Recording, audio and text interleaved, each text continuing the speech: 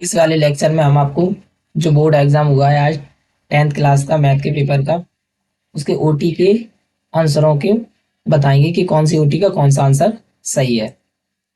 देखो पहले इसमें choose the correct option of and right it, यानी इसमें बोला गया है 11th term of an AP, इसका 11th टर्म ज्ञात करना था। तो 11th टर्म का आपको सूत्र लगाना, फॉर्मूला लगाना था क्या, ए 11 इक्वल टू 8 प्लस 10 डी होता है, ये तो होता है।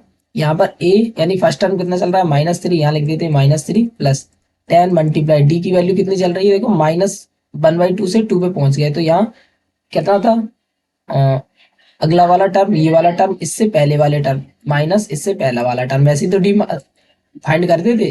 तो यहाँ 2 प्लस इसको इसका इसमें मल्टीप्लाई कर दिया, प्लस आ गया, तो 1/2 वैसा के वैसा ही। अब इन दोनों को ऐड करेंगे कितना आ जाएगा, 5/2।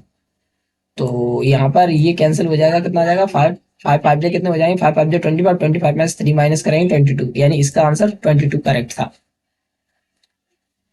अगले ओटी में क्या बोला गया है कि the time period of famous Greek mathematics Thales, यानी थेल्स के जो जो थेल्स साइंटिस्ट थे, मैथमेटिशियन थे, उनका जो टाइम पीरियड रहा है वो 640 से 546 तक रहा है। तो इसमें ये ऑप्शन सही था।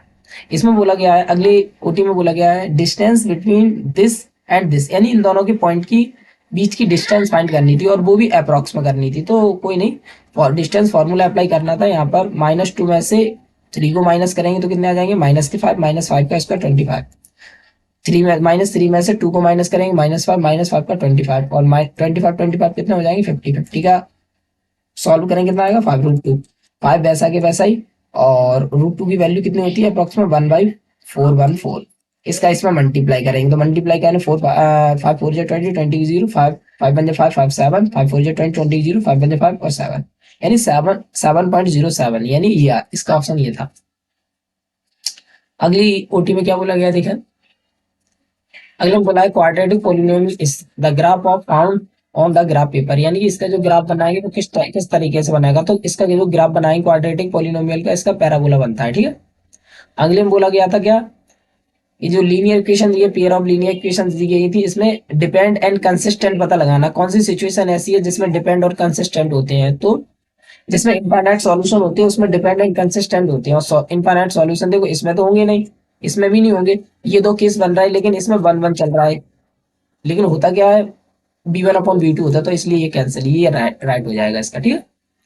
अगली ओटी में देखें, अगली ओटी में बोला गया no real roots of quadratic equation this, यानी इसके रियल रूट नहीं होते। रियल रूट कब नहीं होते, जब d लेस देन 0 होता है। d की जगह कितना लिख सकते हैं, v² - 4ac लेस देन 0, और ये आपका सही है। इसमें ये ऑप्शन दे रखा है कि नहीं, मिल रहा है, मैच हो रहा है, तो ये ऑप्शन सही है। ये होगा नहीं, बड़ा ये भी बड़ा है, ये इक्वल ये भी नहीं होगा, ये सही है। अगले देखिए सेकंड नंबर कहाँ, ये सेकंड नंबर में बोला गया ऑल ट्राइंगल्स आर सिमिलर। कौन से ट्राइंगल सिमिलर होते हैं, तो जो इक्विलेटरल ट्राइंगल होते हैं वो सिमिलर होते हैं, इक्विलेटरल, ठीक है, इक्विलेटरल ट्राइंगल। अगले में बोला गया length of arc of an sector of a circle with radius r and angle degree this, यानी कि आपको लेंथ पता लगानी थी आर्क की, क्या कि सेक्टर के आर्क की क्या पता नहीं थी, लगा लेंथ पता। तो लेंथ पता करने के लिए फॉर्मूला बनाया गया था, कौन सा, θ/360 मल्टीप्लाई में 2πr, ये वाला फॉर्मूला। इससे आप यहाँ पर ये फॉर्मूला लिखना था बस। इसमें बोला गया था √3 कैसा नंबर, इरेशनल नंबर, सीधा सीधा बन गया इरेशनल, इरेशनल, ठीक है, ओ है। अगले में बोला गया p of x is a polynomial in x, the highest power of x, x in p of x is the called, यानी कि जो पोलिनोमियल दिया जाता है उसमें जो हाईएस्ट पावर होती है उसे क्या कहलाती है, डिग्री कहलाती है। क्या कहलाती है, डिग्री कहलाती है, डिग्री ऑफ द पोलिनोमियल। तो लिख देंगे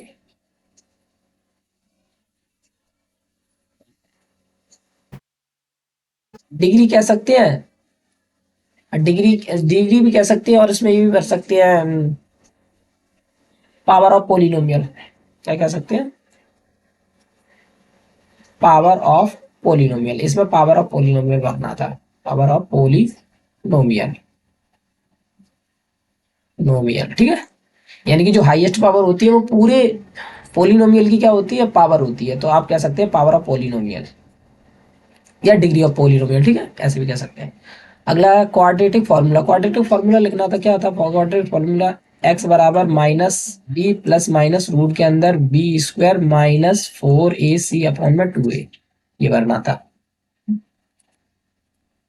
अगला इसमें the number of term this, यानी इस एपी जो दी गई है इसमें नंबर ऑफ टर्म पता लगाना था, मतलब एन की वैल्यू। तो लास्ट टर्म दिया गया, लास्ट टर्म इक्वल टू क्या होता है, ए एन इक्वल टू होता है A plus N minus one D. इस फॉर्मूले से कर लेते, देखो रख लो लास्ट टर्म 205 दिया, 205 प्लस ए की वैल्यू कितनी 7 चल रही है, एन माइनस वन, और डी का मान चल रहा है 6 से 13 पे गए 6, 7 से 13 पे गए 6 हो गए। तो इसको सॉल्व कर देंगे 7, तो ये हमने थोड़ा गलत लिख दिया, सही सिस्टमेटिक लिख दें। अब लिखते हैं, ये वाला फॉर्मूला अप्लाई करना था, A N equal to A plus N minus one, और डी ए की जगह ए एन की वैल्यू कितनी चल रही 25, 205 इक्वल में ए की value 7 plus N minus one, D D का मान कितना है 7 से 6 पे 7 से 13 पे 6, तो ये 7 प्लस के इधर भेजेंगे, क्या हो जाएंगे माइनस, तो माइनस क्या आ जाएंगे 28, 28 नहीं 198। अब ये 6 मल्टीप्लाई में इधर आएगा, डिवाइड दे देंगे, कितना आ जाएगा 6 3 जा, ये 1 माइनस का इधर आएगा, क्या हो जाएगा प्लस का, ऐड कर देंगे कितना है 34, तो इसका आंसर 34 था। अगला 4 नंबर में क्या दिया गया, 4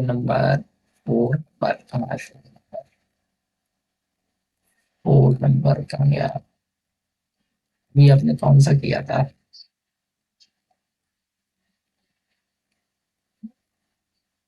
अभी अपन ने सेकंड नंबर किया, थर्ड नंबर भी है इसका, थर्ड नंबर का आ गया ये 4 नंबर। चलो 4 नंबर देख लो, फिर थर्ड नंबर। हाँ, एरिया ऑफ सेक्टर का फॉर्मूला क्या होता है, एरिया ऑफ सेक्टर का होता है theta by 360 pi r square, यानी इसका ये ऑप्शन सही है। Well volume of hemisphere, hemisphere का वॉल्यूम कितना होता है 2/3 पाई आर क्यूब, ये वो इसका ये ऑप्शन था। Sine square theta plus cos square theta की वैल्यू कितनी होती है 1/1, इसका ऑप्शन ये था। टेन थीटा इक्वल टू क्या होता है साइन थीटा बटे कॉस थीटा, इसका ये था। Sec square theta minus one, ये टेन होता है, टेन स्क्वायर थीटा, इसका ये था। और टेन 30 की वैल्यू कितनी होती है 1/√3, ठीक।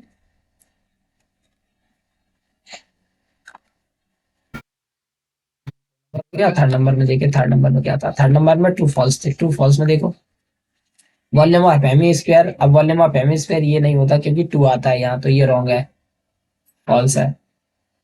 इसमें पता लगाना था कि द हाइट और लेंथ ऑफ एन ऑब्जेक्ट और the distance between two distant object can be determined with the help of trigonometric ratio, यानी ट्रिग्नोमेट्रिक रेशियो की सहायता से बड़ी बड़ी जो बिल्डिंगें होती हैं उनकी जो हाइट है और उनकी जो डिस्टेंस है, मेजरमेंट करने की शैडो है, ये सारी चीजें इससे पता कर सकती है, तो ये सही था, ट्रू था। The mean of the value among the observation which is occur most often, यानी कि इसमें ये बोला गया था जी कि जो डाटा दिया जाता है उसकी जो जो जिसकी फ्रिक्वेंसी सबसे ज्यादा होती है तो उसको अपन क्या कहते हैं मॉड कहते हैं, जबकि इसमें बोला गया है मीन, तो ये रॉन्ग है, ठीक है। अगला देखिए, the probability the sum of the probabilities of all the elementary event of an experiment one, यानी कि जितनी भी प्रोबेबिलिटी होती है उन सभी को टोटल करते हैं तो उसकी वैल्यू वन होती है, तो ये सही है, सही है, ये वाली ओटी सही थी। A line intersecting a circle in 2 points is called a slant scant, नहीं slant scant नहीं होती, ये गलत है, slant scant होती है केवल। probability of an event which sure की जो probability होती है वो 1 होती है, सही है। अगला 5 नंबर ये आपका थर्ड नंबर था, 4 नंबर हो गया, 5 नंबर। 5 नंबर के लिए तो क्या बोला गया 5 नंबर, 5 नंबर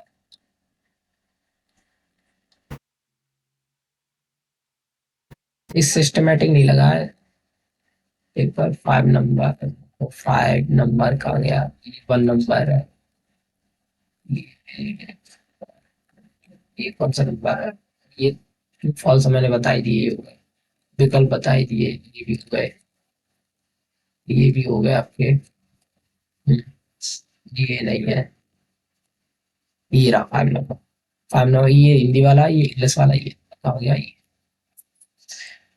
इसमें बोला गया है राइट द फॉर्मूला, फॉर्मूला लिखना था क्वाड्रेटिक पोलिनोमियल का, क्वाड्रेटिक पोलिनोमियल का जीरोस के लिए क्या होता था, ये होता था माइनस सी अपॉन ए, ठीक है। Product product alpha into beta की वैल्यू कितनी होती है, अल्फा इंटू बीटा की वैल्यू सी अपॉन ए होता था, तो यहाँ सी अपॉन ए लिखना था। Define the point of contact, point of contact की डेफिनेशन लिखनी थी ये तो। Right the formula of area segment of the circle, यानी सेगमेंट के area, segment circle of the segment होता है, उस सेगमेंट जो होता है उसके एरिया का फॉर्मूला, तो उसके एरिया का फॉर्मूला क्या था, आर स्क्वायर ब्रैकेट में थीटा पाई, पाई थीटा बटे 360 माइनस के 1/2 साइन थीटा, ये फॉर्मूला था। ठीक है, और क्या बोला बोला गया था, write the formula of nth term, nth term का फॉर्मूला क्या था, A N equal to A plus N minus one और डी। ठीक है, अगला बोला गया राइट द से स्टेटमेंट लिखना, प्रॉब्लम बीपीटी की स्टेटमेंट लिखनी थी, ये तो थेल्स थ्योरम की स्टेटमेंट लिखती नहीं, आप लिख लेना, ये डेफिनेशन लिखनी थी सेकंड लाइन की, ये भी लिख लेना। ठीक है, इस तरीके से आपकी ओटी फिनिश होती है।